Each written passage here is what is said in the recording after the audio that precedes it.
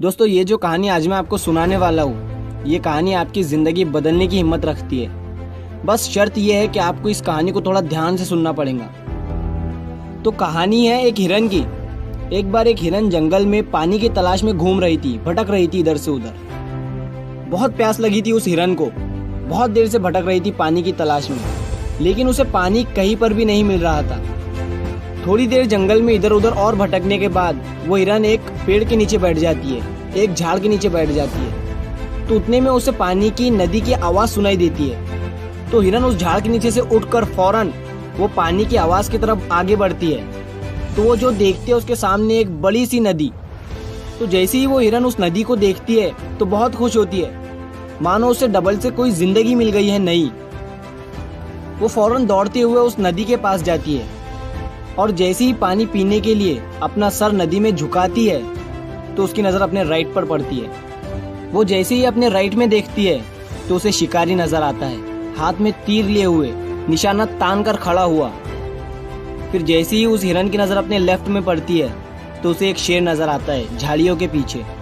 अब हिरन पानी वानी सब भूल जाती है, कुछ भी नहीं रहता उसके दिमाग में, प्यास वगैरह। फिर वो हिरन पलटकर अपने पीछे देखती है तो उसे भयंकर आग लगी हुई दिखती है जो कि धीरे धीरे उसके तरफ बढ़ रही थी। अब हिरन जाए भी तो जाए कहाँ? राइट में देख रही थी तो शिकारी नजर आ रहा था जो कि निशाना तान कर खड़ा हुआ था, और अपने लेफ्ट में देख रही थी तो शेर नजर आ रहा था। सामने तो गहरी और लंबी चौड़ी नदी थी और पीछे तो आग लगी हुई थी। चारों रास्ते बंद हो चुके थे, चारों तरफ से मुसीबत आ चुकी थी। अब हिरन सोच में पड़ जाती है और वो ये सोचती है कि चारों तरफ से मेरी मुसीबत आ चुकी है तो मैं अपना काम करके क्यों ना मरूं। मुझे वैसे भी तो मरना ही है तो मैं पानी पीकर क्यों ना मरूं।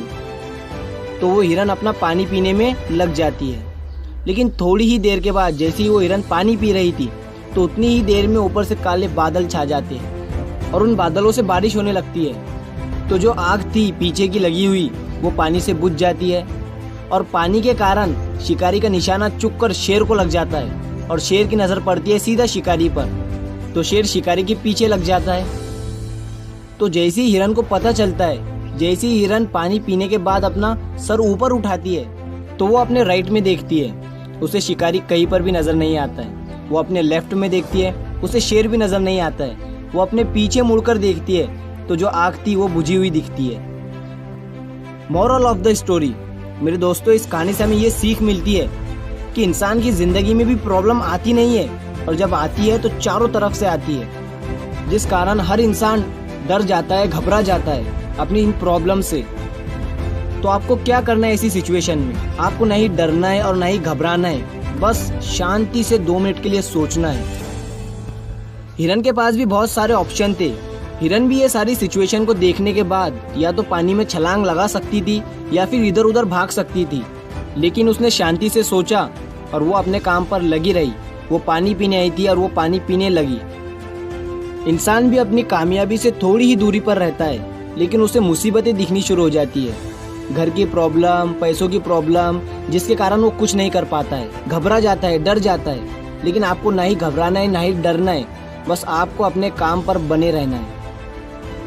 मेरे दोस्तों, उम्मीद करता हूँ आपको ये कहानी पसंद आई होगी।